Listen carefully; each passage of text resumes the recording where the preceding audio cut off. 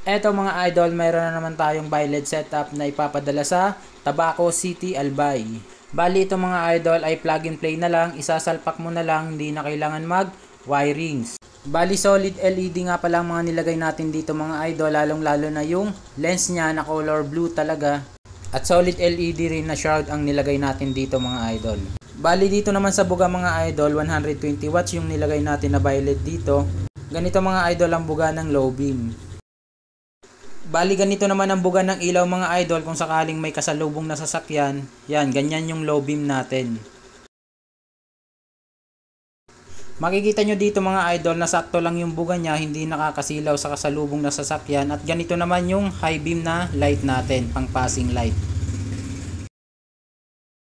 Bali dito pala sa BILED setup natin mga idol, naka-dual pan na to sa likod.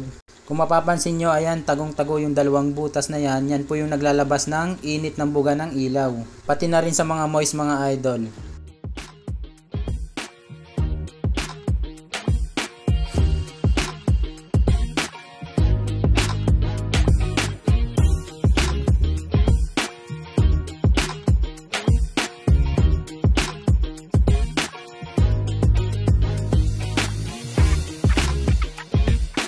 Meron pala tong nakaabang na sakit mga idol para to sa in-order ni boss na hybrid switch.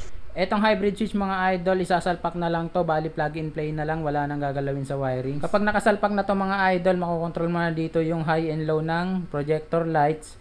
At isang pindot lang mga idol, magkakaroon to ng back to stock white. At para naman sa passing light mga idol, kakalabitin mo lang yan, magkakaroon na siya ng auto passing. Tapos iaangat mo lang to mga idol para magkaroon ng high beam. Yan.